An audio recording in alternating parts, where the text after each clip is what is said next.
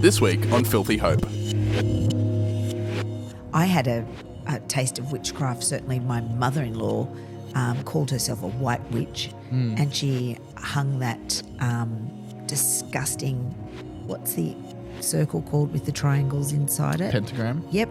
And she'd hung that on her veranda, and each time that Rob went to the house, he'd say, I can't be in this house while you've got that there, Mum. And he pulled it down, and he'd turn up the next day and it'd be back up there on the house. So she described herself as a white witch, and there were covens, must be where they meet, and I don't know what they talk about or what they conjure up or anything about what they do. I don't want to know what they do.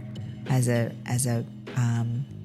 person that was involved in satanic ritual abuse, I just kind of steer right away from that stuff. I don't even want to know. I don't want to know. My experience as a kid was filthy enough. I don't want to know. You know?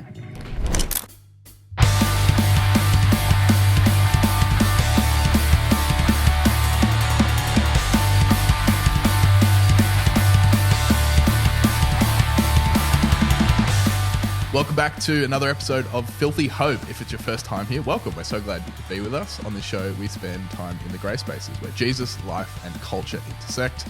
As always, I'm your host, Pastor Jonty, and I'm joined by my co-host, Rev Ness. How are you? Look, it's today when we're recording, it's forecast at a top of like 35 or something ridiculous. So how am I? I'm hot and sweaty, but we've got the aircon pumping in here. Nice. So, love it. How about you? How are you going? Yeah, I'm good. I'm good. I'm excited about this episode because it's a fun conversation. Yeah, this should be interesting. Every so often when there's a big moment in pop culture, we'll talk address about it. Yeah. So, we're going to be talking about Wicked. Yeah, with our green background. That's right. People that are only listening, you can't see. We've made our background entirely and I thought green I'd today. wear green earrings, but now they're driving me nuts with my can, so I'm now going to have to take them out. Oh, well. So while you take your earrings out. Thank you. Because I don't wear earrings. I don't get that. What we could do, we could look at getting in-ear monitors. No, I like these. They're good because they're squashed by buffy triangle hair. Works well. Just get rid of the dumbass earrings. There we go. There we go. So we're going to get into Event Central first, though. Please, play the music.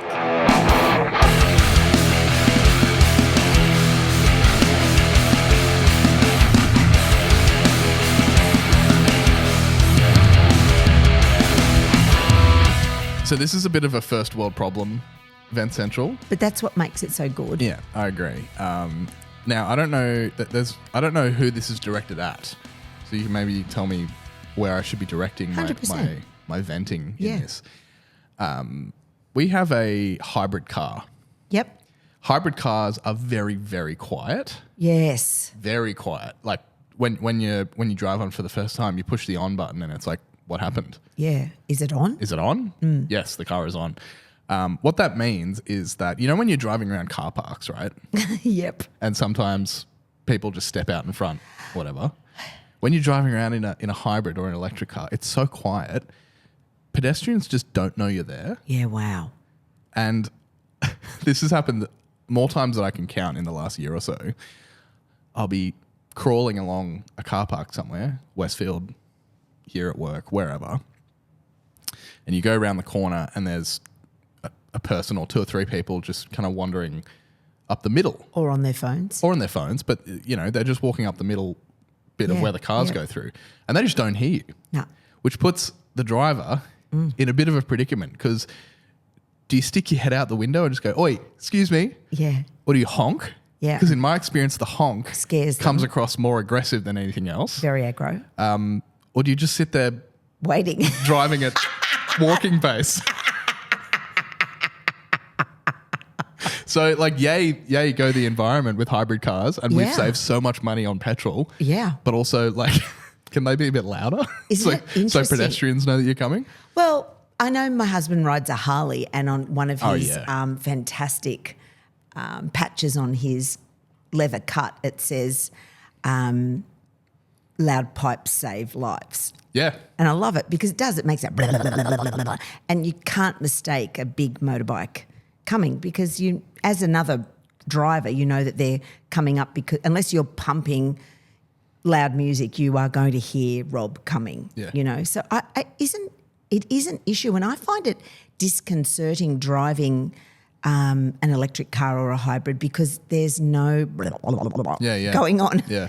I find it weird. It's weird. I've grown up with V8 motors and big rumbling sound. So, but I suppose the next generation of kids are going to think that the Tesla's just like a Toyota Corolla back in the 80s. And those things fly. Yeah. They're so Yeah. you step on it in those things, they fly. They're really quick. Yeah, he's taking that kind of engine to the moon, isn't he? Yeah. Well, and the only issue being, this is not, we're not going to veer into this territory for this podcast, but like that we just don't have the infrastructure in place in Australia to We certainly don't. to drive electric everywhere. But as soon as we do, like They'll go off. I think, yeah. For sure. At the current moment, my kind of feeling is that hybrid's the best middle ground for now. You still got a big petrol engine that you can push, but Yep. But we didn't solve your problem. Yeah. So do we honk or do we just politely say, "Excuse me, lovely, I'm just trying to get ahead. Yeah. Can you move your bottom to the left?" Can you not walk up the dead middle of the road? Yeah. Yeah. Or do you honk and freak them out and then just blow them a kiss? I actually had literally getting into work today.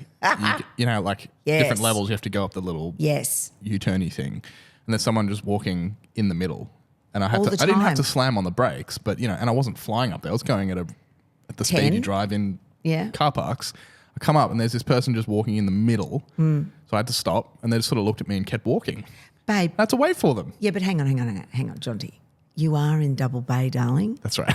You are in the middle and I'm not driving a Maserati. Yes, darling. And you are in the middle of, what's that word that I always forget? I don't know. People are entitled. Yes. There's an entitled culture here that's no fault of their own. Yeah. Because I think it's been bred into them. And they all have, I reckon if you'd spoken to them, they have that accent, that Double Bay accent as well. You know, where they sound like they're off the set of Bridgerton. Yeah, it's the Kate Blanchett refined Australian accent. It's very posh, darling. Yeah, and it's not quite British. No, but there's a sound to it, isn't it? It's very. Is it refined? It's just not bogan like me. Like picture Double Bay rich person, you got it. Yeah, that's linen that's shirt. Yeah, that's the one. Yeah. So anyway, I don't know. I think honk. Hit the horn. Yeah, because it's not like Didn't mean to frighten you. Not going to sit on the horn, but just a little. Yeah, that's right. There's my Vent Central. Yeah. Play the music.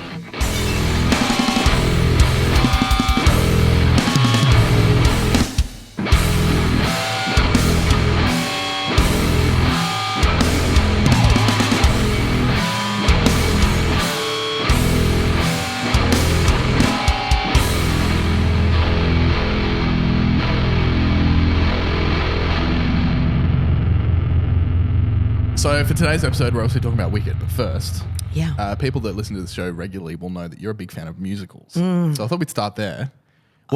Where did that love of musicals start for you? I don't know.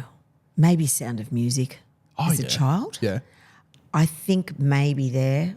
I just loved it because I could sing along, I could dance and sing, and I always dreamt of being an actress that would sing and dance. And for a lot of years I did do that. And I just love it. What's there not to love about a musical? The cheesier the better, really.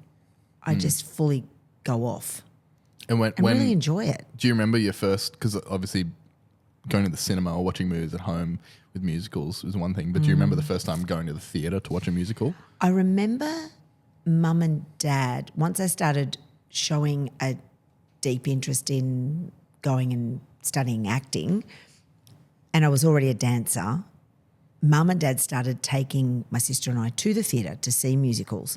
And I remember seeing Rocky Horror. Oh, yeah. Now, that was probably really inappropriate. How old were you? I was probably 12. Yeah. So I reckon inappropriate. that's a perfect time to encounter Rocky Horror for the first time. I think, knowing my childhood, I think Mum thought it was a perfect You're probably time. too old. I was nothing new going on here, love. And I remember being shocked by what I saw but loved the music. I just remember thinking, this is just fantastic. Super and I think, camp. yeah, very. Yeah. And the Time Warp, I think, was a song on the, top 40 in the day, back in probably in the early 80s, early 80s, maybe 79, 80, 81, I'm not sure. I'm thinking it was around then. And we all knew the dance and we all did the dance, a little bit like the Macarena for my children. It was the Time Warp was the thing at all the school discos that you launched into doing. Did you do the Time Warp at discos? No, but we definitely did the Macarena and the Nutbush. Were the Oh, two yeah, that everyone Nutbush. Yeah, knew. that's right. Yeah, that's right. So Time Warp was my era and we did it and we all knew it and we loved it. So I loved that. I remember going to watch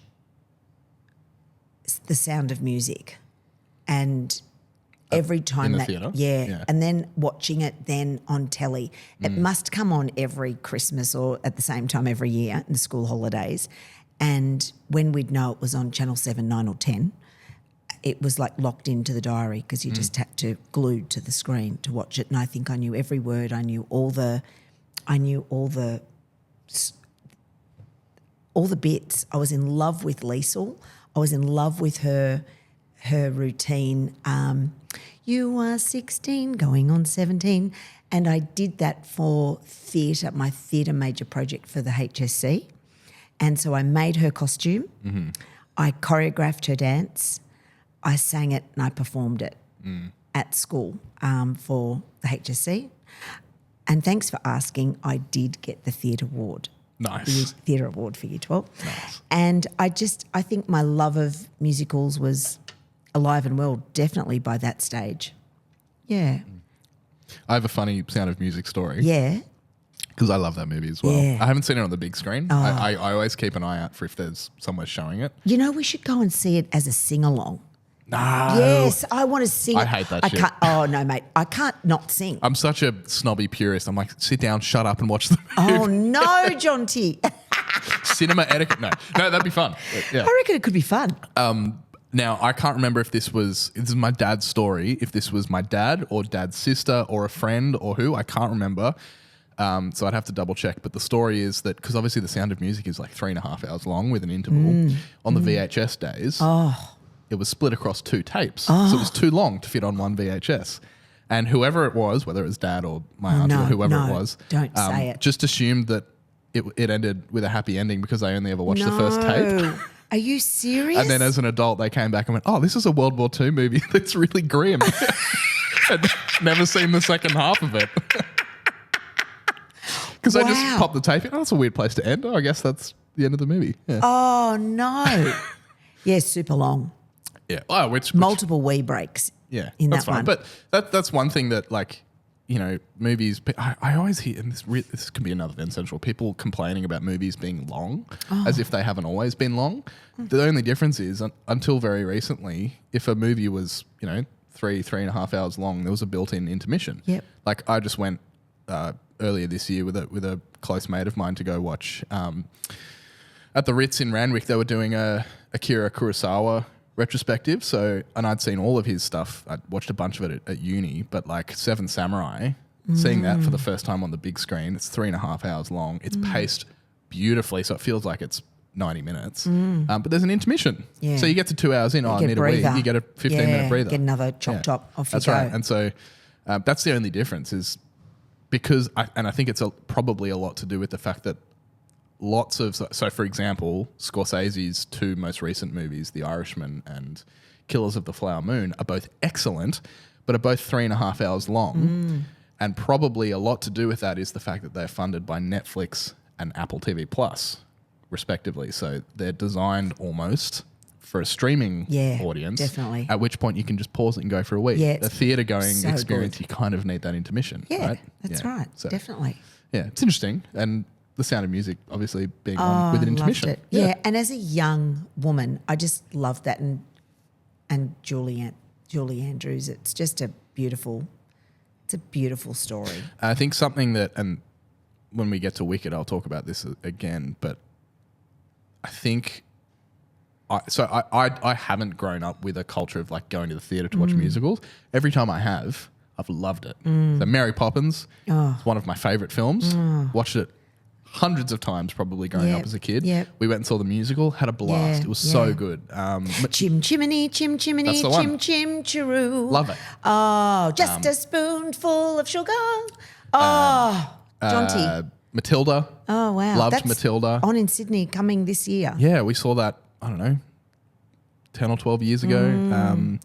I've seen American Psycho was great. I've seen a handful and loved all of them. But the thing I love about musical movies is when they feel like movies. So when I get less out of a movie musical is, for an example of this probably is Les Mis, the Hugh Jackman, Russell Crowe, Anne Hathaway one.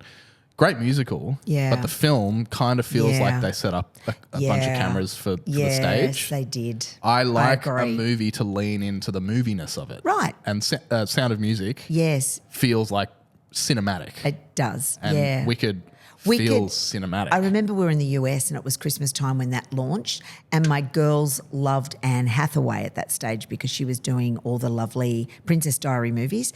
And I remember trying to convince them, do you want to come and see this movie? It's called Les Mis. And oh yes, Anne Hathaway's in it. Terrific. We took both the girls. Yeah. And and we're in the US, and I think Ginger would have been probably, I'm having a guess here. I think that movie came out in like 2012 maybe. Okay, so she would have been 14. Yeah, 2012. Okay, so she's 14 and Aurora's 5 years less than that. And I bought them lots of snacks and food, and we're there with our great aunt Judy, who's the history teacher, and she's loving it because of the history, French Revolution. Yeah. And I was going because I just wanted to, I love that musical, and the girls were coming because of Anne Hathaway. Ginger kept saying, Mum, this is the most miserable thing I've ever seen. It's in the title. I don't know. They hated every minute of it. Yeah, wow. Hated it. But I could never drag them to see that in a live production, which would change their mind, I'm sure. That's an example where the movie's fine, Yeah. but you'll actually get a better experience Yeah. like of the same thing in a live production, whereas a stage production, for example, of The Sound of Music, I think would be a very different experience to the film, because the film leans into, it does things with cinema that you can't do on the stage. Yeah, that's and right. Something like Les Mis, I felt like a lot of it is stuff that you could do on the stage. Yes. It didn't feel like it really... No, it looked like a set. Life. It looked like a stage set, didn't it? Yeah. Yeah, amazing. I think Wicked, I didn't ever want to go and see Wicked. I thought I'm adverse to the whole witch thing. I'm not into the witch thing at all. I'm quite anti that kind of genre. Yeah. I'm not into horror, not into witchy poo. Fantasy stuff. Nah, don't do well at that. Having said that, one of my favourite shows as a kid was Bewitched. And it's that late 1960s sitcom. Yeah. And Samantha was the young, pretty, blonde wife, like Stepford wife, and she had the husband who was an executive, and her mother, Endora, was a witch, and Samantha was a witch also. But it was that kind of relationship that we're going to talk about in Wicked, where Elphaba, the green witch, and Galinda, the pretty pink Linda, is a pretty blonde, good witch. Yeah, it's kind of a similar preface that's set up in Bewitched as well. Samantha is like the Galinda, and Endora is seen to be like the mean, nasty one. But we know Elphaba's not mean and nasty. The Bewitched, 254 episodes. Oh, shivers. Between 8 years. 1964 and 1972. Yeah, long time, right? Yeah. Yeah. And apparently Elizabeth Montgomery, the lead actress, just decided she didn't want to do it anymore. Fair enough. Yeah, that's a lot, isn't it? That's like, of wiggling your nose. Yeah. Did you watch Game of Thrones when that was on? Yes. There's an amazing documentary that they released after it finished about the making of the final season. Oh, really? And everyone, like, Exhausted. just about everyone that's on screen is like, I'm done with this. Like, they're all just exhausted and were happy for it to be done at that point. I was, as we entered into the set today, you said, how are you, Ness? And I said, look, I've had the baby in the manger up to here. I've done the wise men. It's not even Christmas. I know. But sorry, it's January. I feel like I'm fully, I've been so long immersed in this narrative. Yeah. I don't want to talk about Elizabeth and Mary anymore. I'm done with the wise men, and I haven't even done the sermon for Christmas yet. Yeah. I mean, I haven't delivered Christmas Day. I've written it, but I haven't delivered it yet. It's like, oh no. I know that feeling. You just get saturated It's with like the story. I don't know how the Red Hot Chili Peppers must feel playing Under the Bridge for the probably 30,000th time. Like, Yeah. you must, I don't know. Didn't Billy Joel say he can never play Piano Man again? I mean, yeah, fair. I bet he did at Madison Square Garden in this recent thing. Surely he would He have. would. But I remember him saying, I can never knock that out again. I'm so done. Yeah. You would just get so sick of it, wouldn't Yeah. you? I mean, like, and very, very minor compared to someone like the Chili Peppers or Billy Joel or whoever, or Elton or whoever. But like when I was in my band, I probably played, I don't know, 20, 25 shows in a year, if that. Yep. Less probably. And I got sick of those songs. Yeah. Like, and that's, yeah. let alone like however many shows a year those massive artists play. And like, you think like we just, end of this year just saw Coldplay who did 4 shows in a row in Sydney. Yeah. Show goes for almost 2 hours. Multiply that by however many times I do that around the world. You must get so sick of those Imagine songs. Taylor Swift Exactly. finishing Eras Tour. And from what I've heard, she does different sets every show, which it would be one way of doing it. Mixing it up, yeah. Yeah. I do remember doing, like 3-month run of musical theatre, and I knew the material so well that I could plan, during one of my solos, I could plan the food shopping list that I'd have to get the next day. Yeah. It was the same with when I was in the band. And then they'd clap and I'd be shocked because I would have just planned my food shopping list, a bit like driving and you go, I don't remember going over that bridge. Yeah, it's just muscle memory. Yeah, I just would do it, and obviously I knocked it out of the ballpark. It must have been semi-okay. And they'd clap and I'd go, oh, shit, well, now I know what I've got to do for food shopping in the morning. How bad is that?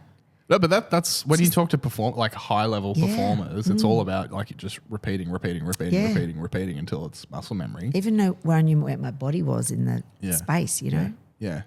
The difference with like playing punk rock shows, you have it down, you've repeated it so many times which means that anything else can happen. Yeah, wow. That you can move anywhere on the stage. Some guy can get up on stage and start dancing. You can end up in the crowd. Well, it doesn't matter. Doesn't matter. You know what you're doing. Your hands are still doing the thing. Yeah, that's right. Super interesting. But Wicked. Yeah. You said you didn't want to see it. No, good pickup. Yes, I didn't. And because I'm anti this witch thing and I wasn't into Harry Potter, I've never seen a Harry Potter, and I was involved in the whole church scene when Harry Potter first came out. Yeah. Was that the 90s, early 2000s? Yeah, it was late 90s, I think, when those novels first started coming out. I'd have to quickly look that up. Yeah, 98 or something. Yeah, and there was all this Christians shouldn't be watching stories about witches and warlocks, and why would we let our children read this stuff? So I had kids at that stage, and I thought it was just a fantasy novel. I mean, how bad is this thing? I used to watch Bewitched, you know. Yeah. Just got a cough. Edit this. Also, eat lunch today, please. I mean, how bad could it be? And so my thought was, I don't really want to go and see this Wicked thing. And then beautiful Rachel, friend of the show, one of my beautiful singers at church, she said, Ness, I'm going to Wicked. Do you want to come? And I said, she loves a musical. So I thought, if I'm going to go and see a musical, I'm going to go with her and her family, because they are, super fun to be with. They are just hysterical. And they've seen Wicked a multitude of times. It was not her first rodeo. So she can explain anything to me. And it was super fun going with them. It was just a joy. And I knew nothing about the show, which Rachel thought was hilarious because everything caught me by surprise. Right. I was having aha moments all the way through, like loud aha moments. Did you know that it was adjacent to the Wizard of Oz? I knew it was something linked with the Wizard of Oz, but I didn't even know much about that. So I went in really cold. And I was a bawling, crying, sobbing, snot-faced mess and just left that going, that was the greatest thing I've ever seen. And it was stunningly performed here in Sydney, which I'm sure it is all over the world, and worth every cent to go and see. So then when the movie came out, I'm thinking this is going to be phenomenal. I'm really excited to go and see this. So I booked the reclining seat and I was really excited. And while it was very different to the theatre experience, it did all the cinematography and the tricks and the beautiful big panning and the zooming out and all this spectacular that you can have, but it kept the big dance routines, the song and dance routines, which musical theatre just does so well, and that's the stuff I love so much. It was just so elegantly done. I cannot wait for part 2. I just can't believe I've got to wait a whole year. Yes, I mean, so I'm sure everyone knows this already, but they shot part 1 and 2 at the same time, and it's split into obviously 2 parts. As far as I know, because I haven't actually seen the stage show, but part 1 ends at interval. At intermission. Does. Yeah. With that Defying Gravity song. Yeah. Yeah. Which I couldn't get the thing out of my head. My experience of watching the movie, because like I said, have never seen the stage show, love The Wizard of Oz. There were 2 songs in particular that as soon as I started, I was like, oh, I know this song. So I must have just heard them around. It was Popular. Popular. And Defying Gravity. Yeah. And I think I must have written a music assignment on one of them in year 12. Oh, interesting. I think. Okay. Because I remember my year 11 and 12 music teacher was a massive Wicked fan and probably picked. I think that's where I heard Popular and why it was so familiar was because I'd listened to it hundreds of times and written about it. She smashed that. Oh, okay. This may surprise you. Yeah. I am such a huge fan of Ariana Grande. Yeah, that surprises me a lot. Thank You Next is probably one of my favorite pop records. Oh. It's so good. Wow. It's so good. She doesn't quite top Charlie XCX for me. I think she's phenomenal, but I'm such a huge fan of Ariana Grande, and I didn't know she was an actress. Well, I don't know if she was before this performance, but... Well, I knew her name, but I didn't know what she sang. I have never owned any of her music. I know my girls think she's great, and I thought she was pretty and cute, and I thought she's going to fit that character really well. And her voice is spectacular. Amazing. Isn't it? And she's a great little actress. Yeah, I was because you sometimes see that where, like, I think of like Ed Sheeran was in season 8 of Game of Thrones, and it was so distracting. Yeah. Like every so often you see pop stars in film or TV, and it doesn't quite work. She crushed it. Totally Just crushed so it. good. Yeah. And all her little dance moves, and she was just fantastic. And then, you've got the 2 incredible female leads, but then Anthony Bridgerton. Holy moly. See, I didn't know that he was in Bridgerton until you told me earlier. And he is just like draw card, beautiful. Everybody's in love with him. He was just so wonderful. And it was beautiful to see him dance, like do the full musical theatre piece when he's the sophisticated older son in the Bridgerton family, and he never boogies like that. It was really cool. Yeah. That's cool. Yeah. I thought he had the right amount of smug. Didn't in he? that when you first meet him, and then it starts to peel away. Yeah, he was which is excellent. Nice. Yeah. Excellent. There's a tension happening between the girls, though, in this movie, isn't it? I don't think we should give away the ending. No, and I also haven't, like I said, Yeah. so I don't really know where part 2 is going, other than obviously we plug into the beginning of the Wizard of Oz with Dorothy. We should probably also mention Cynthia Erivo as Elphaba.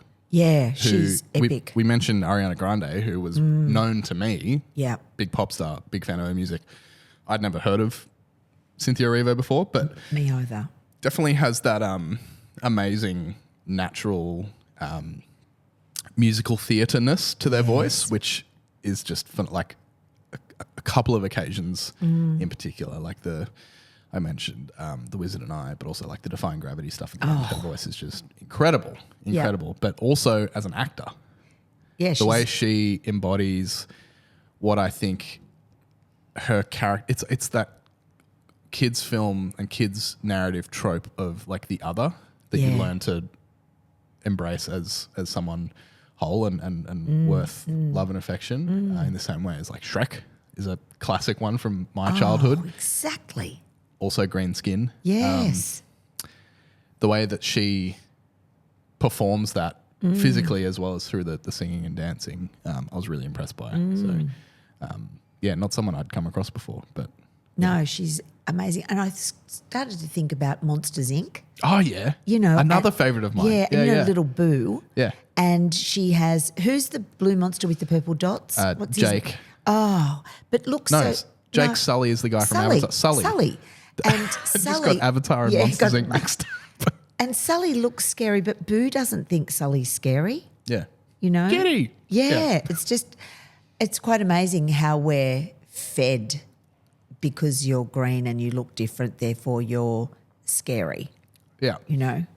It's a classic... If you're different, you're scary. That's right. It's a classic thing where the lesson about learning to see past people's physical differences and otherness is portrayed in kids' stories as your skin's green or you're a witch or whatever. There's always some like external thing that makes it easier for kids to understand. Or her sister, Nessa Rose, being in the wheelchair. Yeah, being a paraplegic. Being different also, yeah. And it's almost like all the characters accept Nessa Rose more than they accept Elphaba. Yeah, which is interesting, particularly the father, because we know from the film that Elphaba is a result of an affair that his wife, Elphaba's mother, had. Yeah. Which we'll, I'm assuming, find out at some point who the father is. Stage 2, episode 2.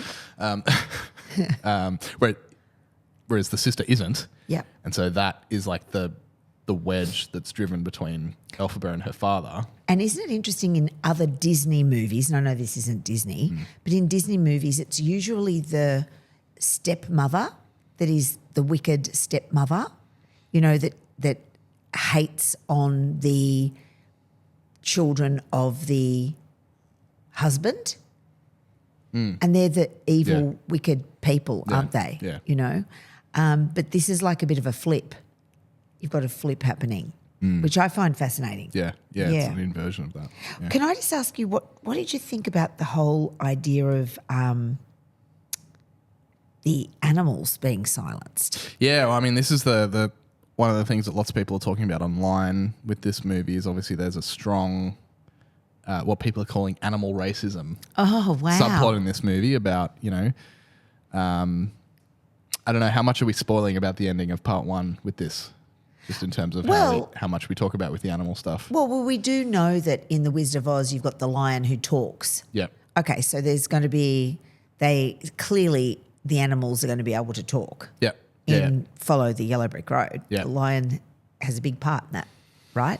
Yeah, so I mean, probably all I'll say spoiler-wise is that there is a plot to silence animals and cage them and remove them from human society. Yeah. And that's played out in the character of the professor, who's voiced by Peter Dinklage, who's a goat, who is discriminated against and essentially like verbally abused by people because of his goatness. Yeah. And then he's kicked out of the school and fired. And then the next lesson they bring in it's a human. No, is it a lion cub maybe in a cage? Yeah. And they But the professor is another human. The professor is a human, and they present to the class, this is the future of human-animal relations, is look what we can do. We can cage them and they'll stop talking. Yeah, wow. Which obviously has lots of... it's an interesting metaphor. Yeah, the obvious one for me is race relations and the way that people of colour have been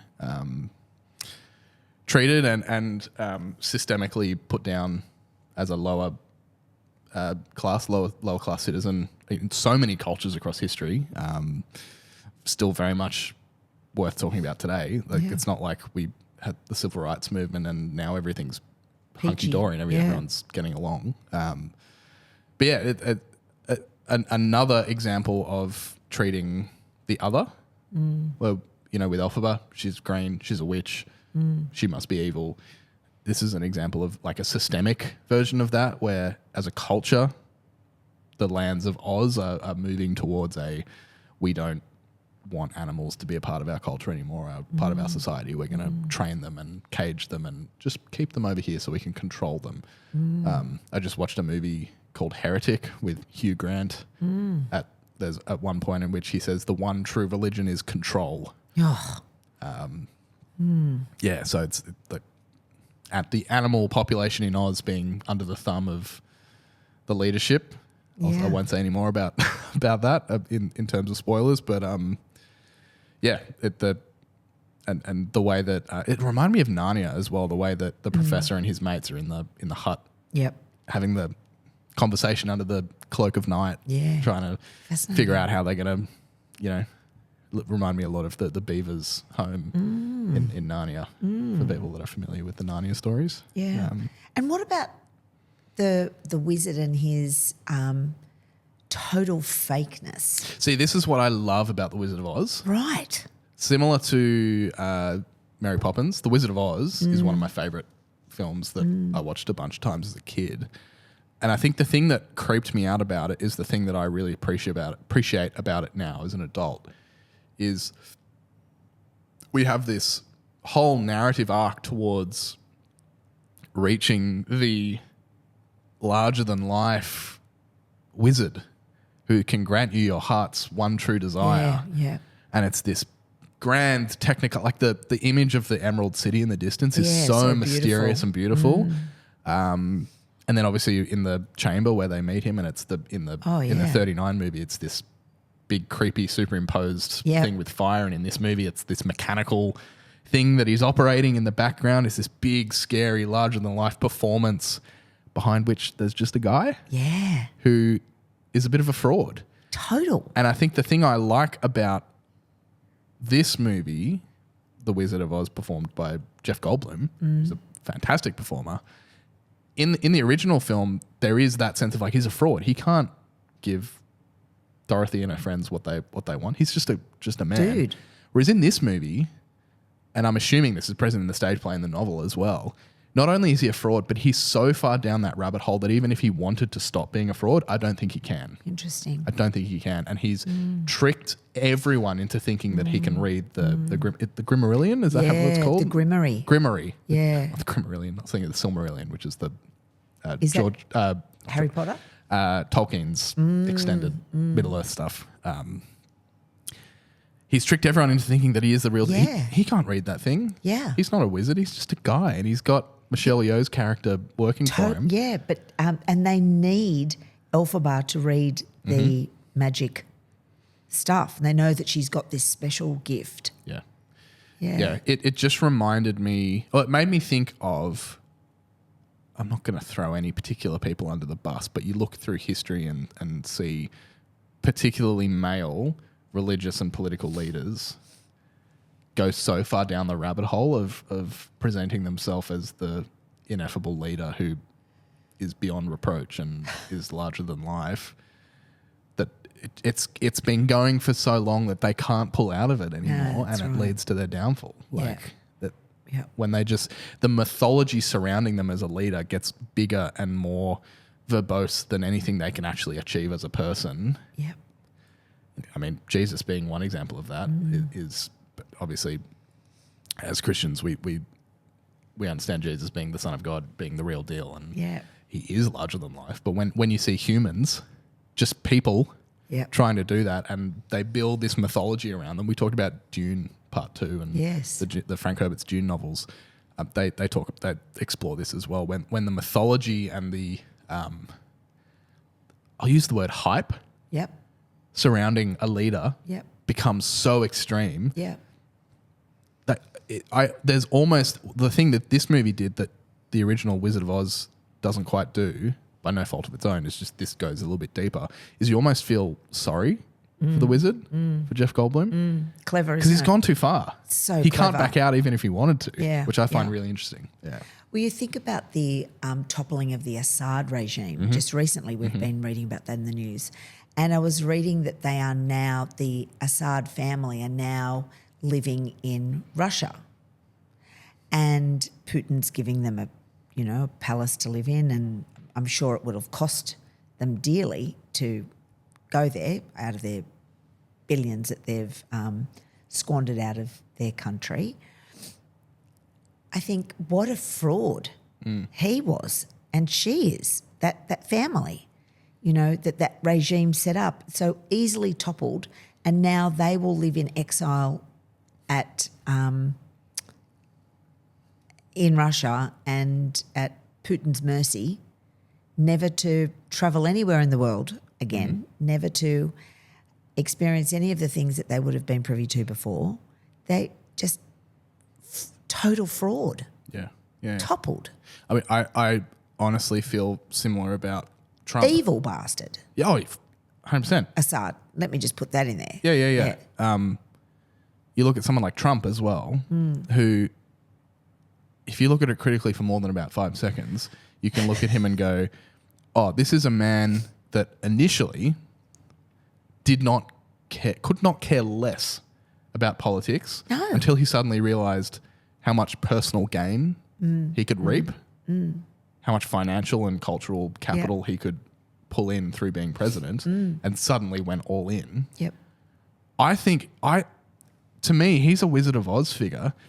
I picture him and I've read there's an incredible book called Peril, written by ex-staffers of Trump's, about what that first administration was like in the White House.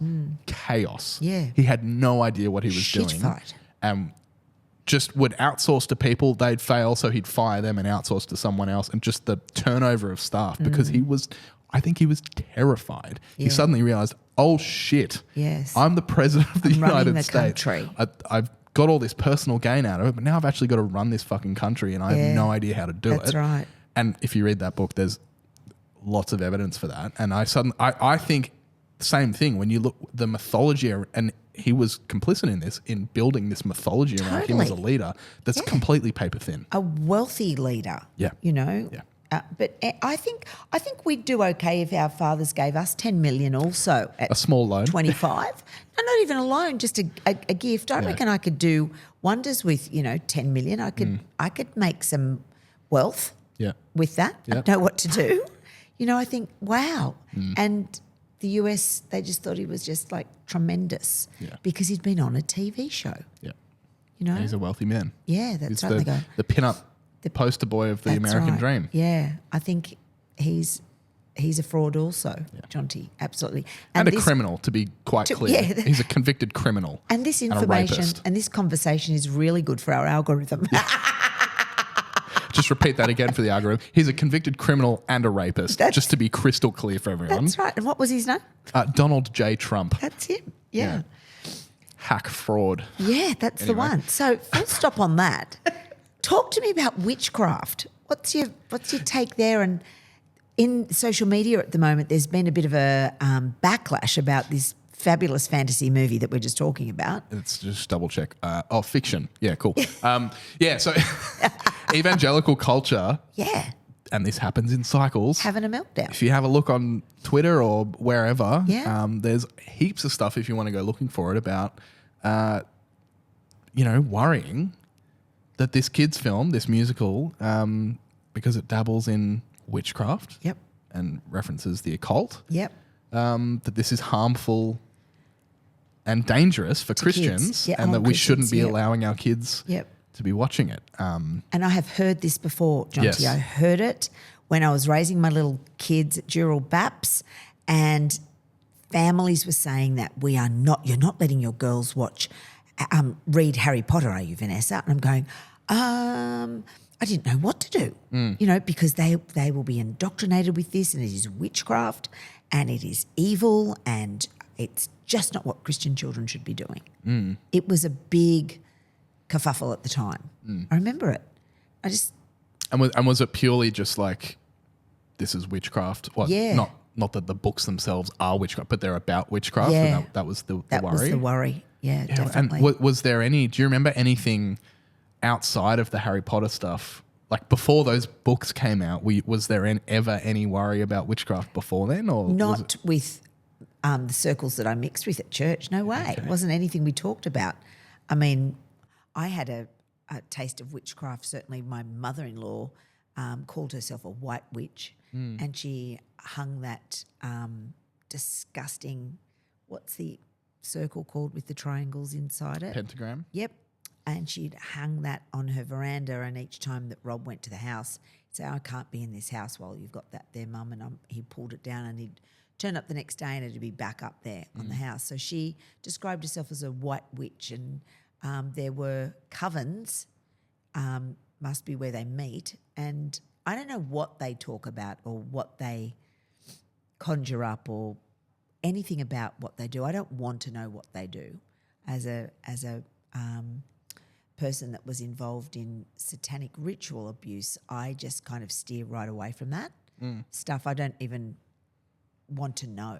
I don't want to know. My experience as a kid was filthy enough. I don't want to know. You know? Yeah. It's an interesting conversation to have in a Western country, I find. Because other than, like you said, you had a horrific experience as a child. Yeah. And like, you know, I'm in the Blue Mountains a fair bit. Yeah. Supposedly, Yeah. there's a high concentration of There is. occult / coven stuff happening there with witchcraft and who knows what. But generally speaking, in Western countries and cultures, witchcraft and the occult aren't real. Like they're kind of not a fiction, but we're happy enough to talk about it in the realms of Harry Potter or Wicked because it's not something that is Doesn't hit really our day gonna, to day. Exactly. Whereas it. you mentioned the Harry Potter panic when they came out. So that first novel came out in 1997. Were you allowed to read it? The first film came out in 2001. I was born in 1998. Oh, wow. The first, I think I've mentioned this recently on this show, but the first like novel, chapter book, because I was reading smaller, like, you know, when I was 5. I don't think I had turned 6 yet because it was during my year of kindergarten, so 2004. My birthday's in June. I think I read it at the beginning of the year, so I wasn't even 6 yet. My parents gave me Harry Potter and the Philosopher's Stone, the first novel, which is only, you know. You must have been a very advanced little I was reader, man. big old nerd. Yeah, Big time. nerd. And the irony being that my year 3 teacher wrote in their report that of my performance that I was behind on my reading. No. Yeah. But anyway, so my parents gave me that first novel to read as a kid. Gosh. Because it was a big cultural phenomenon. And they had read it and they thought it was a really great kids book. And actually, which we can talk about as well later on, is actually built in with a lot of Christian values. Which, if people know that the story of the entire arc of the Harry Potter series is quite obviously a Christian allegory. But I remember not at the time, but since then, my parents talking to me about that controversy. Wow. Not only because, at my church, my parents raised me at Taramara Uniting, where I still worship now.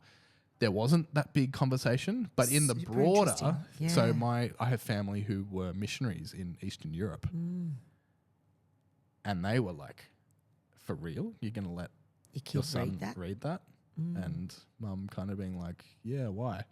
Well, you know, and I actually be interested to talk to them about this because I haven't actually talked to them specifically about this, but just secondhand through Mum, them talking about some of the experience they've had with the occult spirit, like evil spirits in Eastern Europe. Yeah. You know, being a missionary in Bulgaria. Wow. And kind of going, yeah, it's not a hypothetical thing, but like there are real dark spiritual forces at work in the world, and this novel is going to open up my nephew. Wow. To this. I can tell you now, having at the time, I've got one of the films left in my annual rewatch of the Harry Potter films. I'm fine. Yeah, wow. I haven't been possessed by evil spirits as a result of reading and watching Harry Potter. But that was a big deal. That was a big deal for them. And I wonder how much of it is because for us, a lot of the time, we don't take that stuff seriously. And how much we should take this stuff seriously, if we should. I don't know. That's a weird question for me to consider because I love fantasy and I love science fiction and I love horror, all of which I can rationalize in my head as fiction because Just make believe. they're tools for telling stories. And in the Yes. case of Harry Potter, telling a quite conservative Christian story Yeah, wow. about death and resurrection and salvation. Wow. So I don't know. I wonder if it's to do with this different perspective of being able to see the witchcraft in Harry Potter, for example, as a tool of fiction, of storytelling, to tell a story with a narrative and a purpose versus the representation of witchcraft in and of itself Yeah. being evil. Do you think it's people that just don't have any knowledge and therefore are just fearful? Fearful of this flavour that they know nothing about, but they know enough to think that it's scary and my children shouldn't be indoctrinated with that. I think it's a hangover from puritanical New England Christianity. Interesting. If you think about something like the Salem witch trials, Yeah. which I don't know if listeners know much about or don't know much about.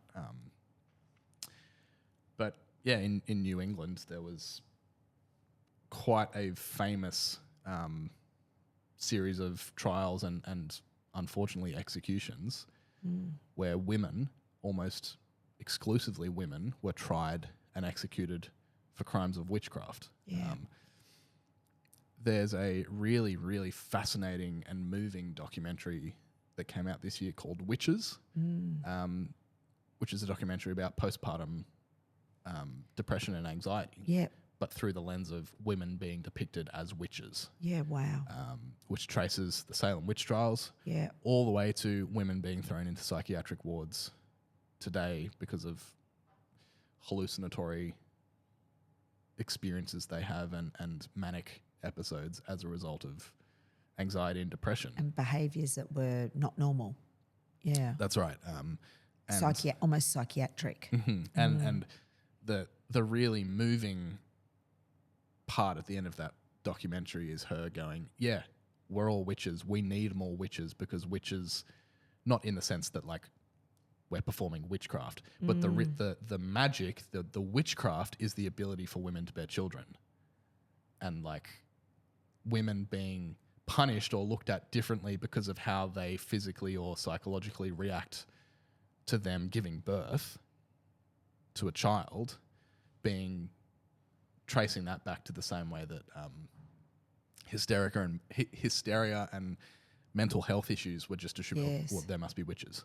And Yeah, interesting. that hysteria. And interestingly, you go back to the Salem witch trials, and there's a theory that there's a fungus or a rot that grew in crops called ergot. Yeah, wow. That was a hallucinatory substance that when crops would rot, they would cause this fungus to grow and cause hallucinations. And there's some people think that those witch trials, the Salem witch trials, were a result of a mass hallucination and hysteria at a societal level because everyone was under the influence of these rotted crops, which obviously means that people are hungry as well because the crops aren't growing and the food supply isn't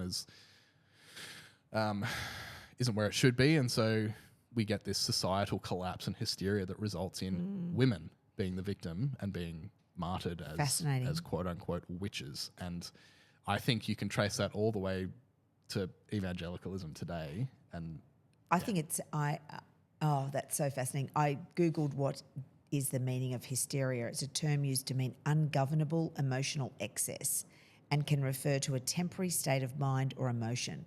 And in the 19th century, female hysteria was considered a diagnosable physical illness in women. I worked at the Ryde Mental Health facility, and there were women that had been in care there since the 1960s early 1970s that had been diagnosed with hysteria. So, and I wonder if was it postnatal depression? Was it perimenopause, early menopause? What kind of thing was it that's so treatable today, and yet we locked them up and we gave them very heavy medications, which ultimately affected their brains. So even today, back in the mid 2000s is when I was doing that training, there was women in there that had been hospitalised and cannot go and live outside that facility now because the medication that they were given has just damaged their brains. They can't care for themselves outside the space of. No, they'll die there. Yeah, yeah. And it's Which just. I think that's. Is it a way it was? Comparing that to burning witches, like I don't think there's much different. Like, No. I mean, it's very different, but there's an interesting parallel that you Isn't can there draw just through history to that. Yeah. Is it control? Was it their ability to govern and control women in the day? I stood on a stone in Scotland where the last two women that were witches were burned. And I remember thinking, oh, this is so far away from my own reality and what I know today in life. I think, how must have that felt, you know? Yeah. Just horrific. But and witchcraft is still such a massive part of pop culture. Yeah, right. Like you mentioned Bewitched. Yes. So like today, like What's the one you grew up with? Little cute little actress. So I didn't watch it, but it was big for people, particularly girls my age, with Yes. Sabrina the Teenage Witch. Yes. Harry Potter obviously being like Of course. today, Agatha All Along, which is part of the MCU, and even back to there's some stuff earlier MCU with where witchcraft starts to get like I remember Interesting. hearing some similar conversations around Doctor Strange 2 in the Multiverse of Madness, which is the Scarlet Witch is the villain, and there's some pretty. It's directed by Sam Raimi, who's a very famous horror director. Lots of creepy witchcraft stuff in there. Teenagers love a dose of horror. And I remember listening to a podcast, a Christian podcast about, and the person who on that podcast who I listen to quite a bit, who I actually get a lot out of, but disagree with sometimes as well, was talking about how, we've cancelled our Disney Plus subscription because we don't want to support a company that's producing content like that, which is positively representing witchcraft. So and I don't want to minimize people's reactions if they are in that kind of vein, because if you do feel like you are sensitive to that stuff, then it is a good thing to not engage with it. Totally. You know, back to the wizard in Wicked, he says this line, which struck me as interesting. He says, the best way to bring people together is to have a common enemy. Yep. And so I wonder, hysterics probably, I imagine those anytime they were accusing women or men of witchcraft in the 1600s, that the people all would gather together. They had a common enemy. It's because of them. Anything that was going wrong, it's because of them. Burn them. And there's a misogyny, isn't there, at the heart of that, where and there's a film that explores this really well called The Witch, which came out about 10 years ago, which is about a young woman in a puritanical New England colony who gets seduced by witchcraft, and by the end of the film she kills and leaves her family and joins a coven of witches. And it's a film basically about feminism, and it's using the language and vocabulary of horror and witchcraft to tell a story about a culture that is so oppressive of women that the only option she has is to leave that society and culture and embrace her own identity. Because really, when you look at, if you read stuff about the Salem witch trials, a lot of it was to do with women suddenly behaving in a way that was just them embracing their own agency and going and not wanting to marry Joe Blow next door that her father wants her to, and saying, no, burn the witch. Yeah. And I remember in Outlander, that terrific series that I love, and I can't wait for season 8 to come out so I can watch that. She is, Claire, the female lead, is accused of witchcraft because she has knowledge about medicine, herbs, and they can't believe that she must be a witch. Yeah. And therefore will trial her for witchcraft. So that's classic case of that's misogyny in a sense, isn't it? No, how could she possibly know? How could she have knowledge? And then She's a woman. And it's that common enemy thing. Yeah, it's we not all just- understand culturally that a witch, Yeah. if you're a puritanical, baddie. Yeah, so you just that's label that woman as a witch and everyone understands, everyone knows what side you're meant to be on. Yeah, that's right.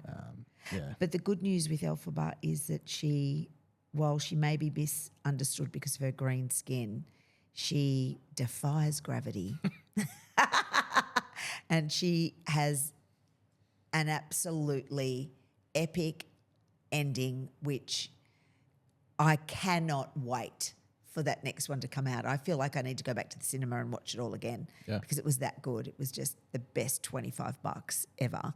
25. Yeah, I think that's how much I paid. Gosh, I spent 29 maybe? spent like $13 on my Oh, did you? I had reclining seats. Oh, yeah. I did the Actually, fancy- last fancy movie I went ones. to was Heretic and we had the recliner. Oh, and it was chats so were- good. It was like being at home, like kind of like stretch out.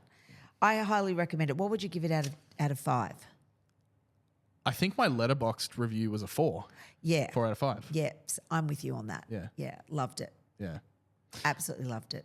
And I will definitely go and see the next one. So maybe this time next year we'll Do talk part about 2. part 2. Yeah. Yeah, yeah. I just thought, before we wrap up really briefly, there is stuff in scripture about witchcraft. So I thought Yes. I'll just rattle off really quick. There are 4 verses that I found here.